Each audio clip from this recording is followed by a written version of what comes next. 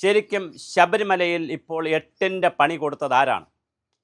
കാര്യങ്ങൾ നോക്കുമ്പോൾ ഏതോ ഒരു രാഷ്ട്രീയ പാർട്ടി അതിൻ്റെ പിന്നിലുണ്ടോ എന്നൊരു സംശയം പല കോണുകളിൽ നിന്ന് വരുന്നുണ്ട്.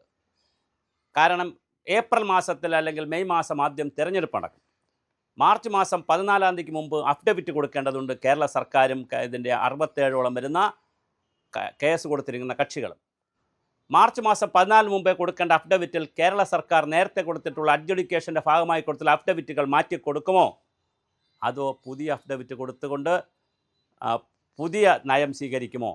വലിയൊരു പ്രതിസന്ധിയിലേക്കാണ് CPM പോയിരിക്കുന്നത്.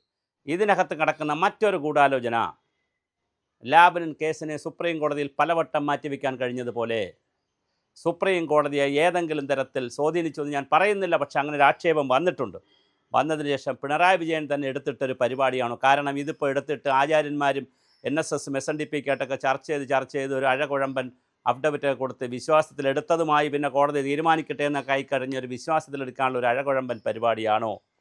അതോ BJP അടക്കമുള്ള ആളുകൾ, കോൺഗ്രസ്സോ BJPയോ ഡൽഹിയിൽ കളിച്ചിട്ട് അവരെടുത്തിട്ടൊരു പരിപാടിയാണോ CPMനൊരു പണി കൊടുക്കാൻ? എന്താണ് ഇവിടെ സംഭവിക്കുന്നത്? അതവിടെ നിൽക്കട്ടെ. അതിൻ്റെ പിന്നാമ്പുറം ഒന്ന് പരിശോധിക്കേണ്ട. 1954 ശിരൂർ മഠത്തിൻ്റെ ഒരു കേസ് വന്നപ്പോൾ ഒരു 7 അംഗ വിധി ഉണ്ടായിരുന്നു. സാധാരണ 3 അംഗങ്ങൾ, 5 അംഗങ്ങളാണ്. 5 അംഗങ്ങൾ, 7 അംഗങ്ങൾ, 9 അംഗങ്ങൾ, 7 അംഗ വിധി വന്നു. ആർട്ടിക്കിൾ 25, 26 പരിശോധിച്ചുകൊണ്ട് എസെൻഷ്യൽ റിലീജിയസ് പ്രാക്ടീസ് എന്ന് പറയുന്ന എസെൻഷ്യൽ റിലീജിയസ് ആയിട്ടുള്ള ആചാര അനുഷ്ഠാനങ്ങളുടെ ഭാഗമായി ഒരിക്കലും മാറ്റാൻ കഴിയാത്ത ചില കാര്യങ്ങളുണ്ടോ എന്ന് പരിശോധിച്ചതിൻ്റെ ഭാഗമായി ബേലൂർ മഠക്കേസിൽ 1954 7 അംഗ വിധിയിൽ സുപ്രീം കോടതി പറഞ്ഞത് അഡ്മിനിസ്ട്രേറ്റീവ് കാര്യങ്ങളിൽ ഇടപെടാം, സ്റ്റേറ്റിന് ഇടപെടാം, അതേസമയം റിച്വൽസ് കാര്യങ്ങളിൽ അല്ലെങ്കിൽ ആചാര അനുഷ്ഠാന എസെൻഷ്യൽ റിലീജിയസ് പ്രാക്ടീസസിൽ കോടതിയോ സ്റ്റേറ്റോ ഇടപെടരുത് എന്ന് പറഞ്ഞ് 7 അംഗ വിധി ഉണ്ടായി. അങ്ങനെ 7 അംഗ വിധി ഉണ്ടായതിനു ശേഷം പിന്നെ അതിനെ പുനഃപരിശോധിക്കണമെങ്കിൽ ഒരു 9 അംഗ വിധിയെ അന്ന് ഉണ്ടാകാൻ പാടുള്ളായിരുന്നു. പക്ഷേ 7 അംഗത്തിന് പകരം അന്ന് 5 അംഗ വിധിയാണ് ശബരിമലയിൽ പറഞ്ഞത്. അത് തന്നെ സുപ്രീം കോടതിയുടെ ഒരു പ്രാക്ടീസ് വിരുദ്ധതയാണ് അവിടെ കാണിക്കുന്നത്. യഥാർത്ഥത്തിൽ 1954 7 അംഗ വിധി വന്ന സ്ഥിതിക്ക് 2018 9 അംഗ വിധിയാണ് വരേണ്ടിയിരുന്നത്. പക്ഷേ 5 അംഗ വിധിയെ വന്നുള്ളൂ. അത് തന്നെ ഒരു പൊരുത്തക്കേടുണ്ട്. അതവിടെ നിൽക്കട്ടെ. എന്തായാലും 1991 ഏപ്രിൽ മാസം 5-ാം തീയതി ജസ്റ്റിസ് പരിപൂർണൻ്റെ ഒരു ഉത്തരവുണ്ട്. 1990കളിൽ മഹേന്ദ്രൻ എന്ന് പറയുന്ന ഒരു വ്യക്തി ജസ്റ്റിസ് പരിപൂർണൻ ഒരു കത്തെഴുതി. അതായത് ശബരിമലയിൽ അഴിഞ്ഞാട്ടം നടക്കുന്നു, അവിടെ സ്ത്രീകൾ വരുന്നു, അവിടെ മറ്റ് ചിത്രങ്ങൾ ചിത്രീകരിക്കുന്നു, സിനിമകൾ ചിത്രീകരിക്കുന്നു, വളരെ മോശമായ കാര്യങ്ങളൊക്കെ അവിടെ നടക്കുന്നു എന്ന് പറഞ്ഞ് മഹേന്ദ്രൻ എന്ന് പറയുന്നൊരു ഭക്തൻ 1991 ജസ്റ്റിസ് പരിപൂർണനൊരു കത്ത് കൊടുത്തു. ആ കത്തിൻ്റെ വെളിച്ചത്തിലൊരു സുവോമോട്ടോ ഒരു കേസ് എടുക്കുകയുണ്ടായി. ആ സുവോമോട്ടോ കേസിൻ്റെ ഫലമായി കേരള സർക്കാരും അതുപോലെ തന്നെ പിന്നെ ദേവസ്വം ബോർഡും അഫിഡവിറ്റ് കൊടുത്തു. ആ അഫിഡവിറ്റ് കൊടുത്തത് അവിടെ അങ്ങനെ ഒരു പ്രാക്ടീസ് ഉണ്ട്, സ്ത്രീകളെ വേണമെങ്കിൽ കയറ്റാമെന്നുള്ളൊരു അഫിഡവിറ്റാണ് കൊടുത്തത്. അതായത് ഈ പീരീഡിൽ മാത്രം, അതായത് മണ്ഡലകാലത്ത് മാത്രം തിരക്കും മറ്റു കാര്യങ്ങളും ഉള്ളത് കൊണ്ട് സ്ത്രീകൾക്കൊരു നിയന്ത്രണം, 10-50 വയസ്സിനിടയ്ക്കുള്ള സ്ത്രീകൾക്ക് നിയന്ത്രണമുണ്ട്, മറ്റ് സമയങ്ങളിൽ സ്ത്രീകൾക്ക് വേണമെങ്കിൽ ആകാം എന്നൊരു നിർദ്ദേശമാണ് കോടതിയിൽ അന്ന് കൊടുത്തത്. അന്ന് പക്ഷേ അത്രയും വിവാദമായില്ല, കാര്യം വലിയ വിധിയൊന്നും വന്നില്ല. പക്ഷേ ഹൈക്കോടതി പറഞ്ഞത് അത് പറ്റില്ല, അവിടെ അങ്ങനെ സ്ത്രീകൾ കയറേണ്ട, പഴയ പ്രാക്ടീസ് തന്നെ തുടരട്ടെ എന്ന് വിചാരിച്ച് അങ്ങനെ പോവുകയായിരുന്നു. ആ സമയത്താണ് അച്യുതാനന്ദൻ്റെ ആ സമയത്താണ് സുപ്രീം കോടതിയിൽ 4-5 സ്ത്രീകൾ കൊണ്ട് കേസ് കൊടുത്തു, കൗണ്ടർ കേസ് കൊടുത്തു. ആ കേസ് കൊടുത്തതിൻ്റെ പരമായ ഒരു കൗണ്ടർ അഫിഡവിറ്റ് ആര് കൊടുത്തു? കേരള സർക്കാർ കൊടുക്കുന്നുണ്ട്. അഫിഡവിറ്റിൽ അച്യുതാനന്ദൻ്റെ കാലത്ത് കൊടുക്കുന്ന കൗണ്ടർ അഫിഡവിറ്റിൽ പറയുന്നുണ്ട്, ഇങ്ങനെ ഹൈക്കോടതിയിൽ ഇങ്ങനെ ഒരു കേസ് കിടപ്പുണ്ട്, ഈ കേസ് സുപ്രീം കോടതിയിൽ വരുമ്പോൾ വേണമെങ്കിൽ ഒരു സമിതിയെ വെച്ചുകൊണ്ട് എന്ത് ചെയ്യാം, പിന്നെ ഹൈക്കോടതിയിൽ ആദ്യം കൊടുത്തു, സുപ്രീം കോടതിയിൽ ഹൈക്കോടതിയിലാണ് തന്നെ കൊടുത്തു, ഒരു സമിതിയെ വെച്ചുകൊണ്ട് പിന്നെ ഇതൊക്കെ പരിശോധിച്ചുകൊണ്ട് ചെയ്യാം. അപ്പോൾ കോടതി പറഞ്ഞു സമിതിയൊന്നും വേണ്ടാന്ന് പറഞ്ഞു. അതിനെതിരെയാണ് സുപ്രീം കോടതി പോകുന്നത്. സുപ്രീം കോടതി ചെന്നപ്പോൾ അവിടെയും കേസിൻ്റെ ആർട്ടിക്കിൾ 14, 15, 16 കാര്യങ്ങളിൽ അതുപോലെ 25, 26 ഇതെല്ലാം സ്ത്രീകൾക്ക് തുല്യത നിഷേധിക്കുന്ന കാര്യമാണ്. ഒരു രാജ്യത്ത് മതസ്വാതന്ത്ര്യം പുരുഷന്മാർക്കുള്ളതുപോലെ തന്നെ സ്ത്രീകൾക്കുമുണ്ട് എന്നൊക്കെ പറഞ്ഞുള്ള വാദങ്ങൾ നടന്ന് അതിങ്ങനെ വന്ന് 18 വലിയ വാദം നടന്നു. അതിനിടയിലാണ് 1980കളിൽ അവിടെ 87 അവിടെ ജയമാല എന്ന് പറയുന്ന നടി നമ്പിനാർ കെടുവതില്ലേ എന്ന് പറയുന്നൊരു സിനിമയ്ക്ക് വേണ്ടിയിട്ടുള്ള ഷൂട്ടിങ്ങുമായി ബന്ധപ്പെടുത്തി അവിടെ സ്ത്രീകൾ കയറി എന്ന് പറയുന്നു. KB വത്സലകുമാരി 50 വയസ്സിന് മുമ്പേ IAS കാരിയാണ്, അവരവിടെ കയറി എന്ന് പറയുന്നത്. ഇതെല്ലാം 18-ാം പടി വഴിയാണോ അല്ലാത്ത വഴിയാണോ എന്ന് നമുക്കറിയത്തില്ല, കാരണം 18-ാം പടി വഴി കയറുന്നതിനാണ് ഇത്രയും റെസ്ട്രിക്ഷൻസ് ഒക്കെ ഉള്ളത്. അതുപോലെ തന്നെ ഇതെല്ലാം നടക്കുമ്പോഴാണ് 2019 18 വന്ന വിധിയുടെ ഫലമായി 2019 ജനുവരി 2-ന് അർദ്ധരാത്രിയിൽ കനക ദുർഗയെയും ബിന്ദു അമ്മിണി എന്ന് പറഞ്ഞ് രണ്ടുപേരെ കയറ്റാനുള്ള ശ്രമം നടത്തി. അവർ അതുവഴി അമ്പലം അടച്ചിരുന്ന സമയത്ത് അതുവഴി ഓടിപ്പോയി. ഇരുമുടി കെട്ടില്ല, 18-ാം പടിയില്ല, ഒന്നുമില്ല, ജസ്റ്റ് ഇങ്ങ് ഓടിപ്പോയി. അവർ രണ്ട് സ്ത്രീകൾ ശബരിമല കയറി എന്ന് പറഞ്ഞ് പിണറായി വിജയൻ അടക്കം അട്ടഹസിച്ച് ബഹളമുണ്ടാക്കി. അതും നടന്നു. ഈ 80കളിൽ ഷൂട്ടിംഗ് നടക്കുന്ന സമയത്ത് ഷൂട്ടിങ്ങിനെതിരെ കുമ്മനം രാജശേഖരൻ്റെ നേതൃത്വത്തിൽ, ഹിന്ദു ഐക്യവേദിയുടെ നേതാവായിരുന്ന കുമ്മനം രാജശേഖരൻ്റെ നേതൃത്വത്തിൽ അവിടെ അപ്പോഴും കത്ത് കൊടുത്തിരുന്നു, കോടതിക്കൊക്കെ കത്ത് കൊടുത്തിരുന്നു, ഇങ്ങനത്തെ പരാതി കൊടുത്തിരുന്നു, ഇങ്ങനെ കേസായിട്ടല്ല അല്ലാതെ ശ്രദ്ധയിൽപ്പെടുത്തിയിരുന്നു, ഇങ്ങനെയുള്ള കാര്യങ്ങൾ നടക്കുന്നുവെന്ന് പത്ര വഴിയൊക്കെ പറഞ്ഞിരുന്നു. അപ്പോൾ ചുരുക്കത്തിൽ ശബരിമല ക്ഷേത്രത്തിൽ 1954 ശിരൂർ മഠ കേസ് മുതൽ ഇങ്ങോട്ട് എടുത്താൽ ശബരിമലയിൽ 80കൾ മുതൽ വ്യത്യസ്ത തലങ്ങളിൽ 1, 2, 3 സ്ത്രീകളൊക്കെ കയറിയിട്ടുണ്ട് എന്നാണ് പറയപ്പെടുന്നത്. ഇങ്ങനെയൊക്കെ പറയുമ്പോഴും ശബരിമലയിൽ എന്തുകൊണ്ട് സ്ത്രീകളെ കയറ്റുന്നില്ല? 10-നും 50 വയസ്സിനിടയ്ക്കുള്ള സ്ത്രീകളെ കയറ്റുന്നുണ്ട്. പക്ഷേ 10 വയസ്സിന് താഴെ കുട്ടികളായിരിക്കണം, അല്ലെങ്കിൽ 50 വയസ്സ് കഴിഞ്ഞ് മാസമുറ കഴിഞ്ഞിട്ടുള്ള, മെൻസുറേഷൻ പീരീഡ് കഴിഞ്ഞിട്ടുള്ള സ്ത്രീകളായിരിക്കണം എന്നാണ് പറയുന്നത്. എന്താണ് ഇതിൻ്റെ കഥ എന്നുള്ളതാണ്. 2 കാര്യങ്ങളാണ് ഇതിനകത്ത് പറയുന്നത്.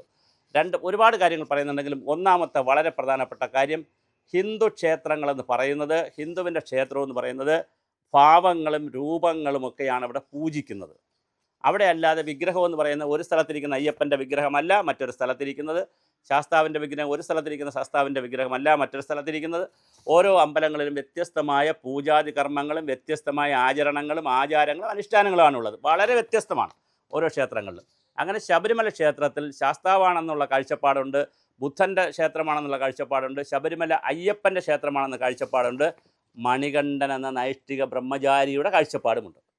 നൈഷ്ഠിക ബ്രഹ്മചാരി പട്ടാസനത്തിലിരിക്കുകയാണെങ്കിൽ അതിനെ ഡിസ്റ്റർബ് ചെയ്യാൻ 2 കാര്യങ്ങൾ പാടില്ല എന്നാണ് പറയുന്നത്. ഒന്ന്, നൈഷ്ഠിക ബ്രഹ്മചാരി എന്നുള്ള ഭാവത്തിലിരിക്കുന്നത് കൊണ്ട് തന്നെ സ്ത്രീകൾക്ക് അവിടെ പോകാൻ കഴിയില്ല, ഒന്നാമത്തെ വാദം. രണ്ടാമത്തെ വാദം, സ്ത്രീകൾ അവിടെ പോയാൽ ഈ പട്ടാസനത്തിലിരിക്കുന്ന അല്ലെങ്കിൽ ഈ ഒരു യോഗാസനത്തിലിരിക്കുന്ന മകനെ പോലെയുള്ളയാൾ, ഈ സ്ത്രീകൾ ചെല്ലുമ്പോൾ, പ്രസവിക്കുന്ന പ്രായത്തിലുള്ള സ്ത്രീകൾ ചെല്ലുമ്പോൾ, അല്ലെങ്കിൽ പ്രസവിക്കുന്ന കഴിവുള്ള, മെൻസുറേഷൻ പീരീഡ് കഴിയുമ്പോൾ അത് കഴിയുമല്ലോ, ആ കഴിവുള്ള കാലഘട്ടത്തിലെ സ്ത്രീകൾ പോകുമ്പോൾ മകൻ എഴുന്നേൽക്കണം, അതായത് അയ്യപ്പൻ ഇതൊക്കെയാണ് സങ്കല്പം. അപ്പോൾ ചോദിക്കും, ഇതൊക്കെ യുക്തിക്ക് നിരക്കുന്നതാണ്. പക്ഷേ യുക്തിയും ശാസ്ത്രവും ഒന്നും എവിടെ ഇല്ല, ഈ വിശ്വാസ പ്രമാണങ്ങളില്ല. വിശ്വാസ പ്രമാണങ്ങളിൽ സങ്കല്പ മാത്രേണ, സങ്കല്പത്തിലുള്ള കാര്യങ്ങൾ, ആചാരത്തിലുള്ള കാര്യങ്ങൾ, പ്രാർത്ഥനയിലുള്ള കാര്യങ്ങൾ, പൂജയിലുള്ള കാര്യങ്ങൾ, മന്ത്രത്തിലുള്ള കാര്യങ്ങൾ, മൂലമന്ത്രത്തിലുള്ള കാര്യങ്ങൾ, ഇതൊക്കെ ഉള്ളൂ അമ്പലത്തിൽ. അപ്പോൾ അതുകൊണ്ട് തന്നെ ശബരിമലയിൽ പല കാരണങ്ങളാൽ അവിടെ സ്ത്രീകളെ കയറ്റാൻ കഴിയില്ല എന്നാണ് വിശ്വാസി സമൂഹം പറയുന്നത്. എന്നാൽ ഇടയ്ക്കൊക്കെ സ്ത്രീകൾ അവിടെ കയറിയിട്ടുണ്ടെന്നുള്ള വാദവും ഇന്ത്യൻ ഭരണഘടനയുടെ ഒരു വാദവും, ഭരണഘടനയുടെ ആർട്ടിക്കിൾ അനുസരിച്ച്, ഞാൻ പറഞ്ഞ 14, 15, 16 ഒക്കെ അനുസരിച്ച് 24, 25, 26 അനുസരിച്ചും സ്ത്രീകൾക്ക് അവിടെ നിഷേധിക്കാൻ കഴിയില്ല എന്നുള്ളൊരു ചോദ്യം വരുന്നു. ഇവിടെ വളരെ ഗൗരവമായ മറ്റു ചില ചോദ്യങ്ങൾ വരുന്നുണ്ട്. കേരള സർക്കാർ ഇപ്പോൾ പറയുന്നു, ആചാര്യന്മാരുടെയൊക്കെ ഒരു മീറ്റിംഗ് വിളിച്ച്, സന്യാസിമാരുടെ മീറ്റിംഗ് വിളിച്ച്, ചിലപ്പോൾ NSSൻ്റെ, SNDPയുടെയും KPMSൻ്റെ ഒക്കെ വിളിക്കുമായിരിക്കും. മീറ്റിംഗ് വിളിച്ച് ഒരു ഒത്തീർപ്പൊക്കെ ഉണ്ടാക്കി ഒരു അഫിഡവിറ്റ് കൊടുക്കുമോ? ഒന്നാമത്തെ ചോദ്യം. അതോ അങ്ങനെ കൊടുത്താലും, അങ്ങനെയൊക്കെ ഉണ്ടാക്കി കൊടുത്താലും കയറാമെന്ന് പറഞ്ഞാണ് അഫിഡവിറ്റ് കൊടുക്കുന്നതെങ്കിൽ ഇതുവരെ പറഞ്ഞത് LDF വിഴുങ്ങേണ്ടി വരും. ഇടതുപക്ഷ പുരോഗമന കലാസാഹിത്യ ശാസ്ത്ര സാഹിത്യ പരിഷത്ത് അടക്കമുള്ള ഇടതുപക്ഷത്തുള്ള വലിയൊരു വിഭാഗത്തിൻ്റെ എതിർപ്പ് നേരിട്ട് കൊണ്ട് വേണം വോട്ട് കിട്ടാൻ വേണ്ടി അങ്ങനെ ചെയ്യേണ്ടത്. അല്ല, കയറണ്ട എന്നുള്ളത് തന്നെയാണ്, കയറണ്ട എന്നുള്ള ഒരു നിലപാടാണ് എടുക്കുന്നതെങ്കിൽ വിശ്വാസി സമൂഹം കയറി തിരിഞ്ഞു നിൽക്കും. അപ്പോൾ ഇത് വലിയൊരു ട്രാപ്പിലാണ് സർക്കാർ ചെന്നപ്പെട്ടിരിക്കുന്നത്. ഈ ട്രാപ്പിൽ നിന്ന് എങ്ങനെ ഊരും എന്നുള്ളതിനെ സംബന്ധിച്ചും വളരെ ഗൗരവമായൊരു കാര്യമുണ്ട്. ഇനിയും നാമജപ ഘോഷയാത്രകൾ വരുമോ, സമരം വരുമോ, 9 അംഗ ബെഞ്ചിന് വീണ്ടും ഇത് നോക്കാനുള്ള യോഗ്യതയുണ്ടോ? വളരെ വിനയാനിതമായി പറയട്ടെ, ഈ 9 അംഗ ബെഞ്ച് ഇത് പരിശോധിക്കുന്നതിന് മുമ്പ് ക്ഷേത്രമായതുകൊണ്ടും ക്ഷേത്രത്തിൻ്റെ ആചാര അനുഷ്ഠാനങ്ങൾ തീരുമാനിക്കേണ്ടത് തന്ത്രിമാരും, ഞാൻ തന്ത്രി എന്ന് പറയുമ്പോൾ രാജീവ് കണ്ഠരരോ മോഹനരോ അങ്ങനെയല്ല, യഥാർത്ഥത്തിൽ സത്യസന്ധമായിട്ടുള്ള തന്ത്രിമാരും മേൽശാന്തിമാരും ആചാര്യന്മാരും അങ്ങനെയുള്ള വലിയൊരു ആചാര്യ സമൂഹമാണ് ക്ഷേത്രത്തിൻ്റെ ആചാരങ്ങൾ തീരുമാനിക്കേണ്ടത്. അങ്ങനെ ഉള്ളവരുടെ ഒരഭിപ്രായം സുപ്രീം കോടതി എടുക്കുമോ? അങ്ങനെ ഒരു കമ്മിറ്റി വെച്ച് അവരുടെ അഭിപ്രായം കൂടെ എടുക്കുമോ? അതോ 9 അംഗങ്ങൾ മാത്രമുള്ള, നേരത്തെ സൂര്യകാന്ത് എന്ന് പറയുന്ന നേരത്തെ കമ്മിറ്റിയിലുണ്ടായിരുന്ന, അപ്പോൾ ചീഫ് ജസ്റ്റിസ് അല്ലാതിരുന്ന സാധാരണ കമ്മിറ്റി അംഗമായിരുന്നു, പാനൽ അംഗമായിരുന്ന, ഇപ്പോൾ ചീഫ് ജസ്റ്റിസ് ആയിട്ടുള്ള സൂര്യകാന്ത്, നേരത്തെ കയറണം എന്നുള്ള അഭിപ്രായമുള്ള സൂര്യകാന്ത് അടക്കമുള്ള ബാക്കി 8 പേരും പുതിയതാണ്. മൽഹോത്ര ഇപ്പം ഇല്ല, പിന്നെ അവർ വനിത ഇപ്പം ഇല്ല, ബാക്കിയുള്ളവർ എല്ലാവരും കൂടി ഇരുന്ന് നിയമത്തിൻ്റെ തലമുടി നാരിഴ വലിച്ചു കീറി അതിലൂടെ ഒരു തീരുമാനത്തിലെത്തിയാൽ അത് വിശ്വാസി സമൂഹത്തിനെതിരാണെങ്കിൽ രാജ്യത്തും സമൂഹത്തിലും കേരളത്തിലും വീണ്ടും ഒരുപാട് ചോരക്കറകൾ ഒഴുകും.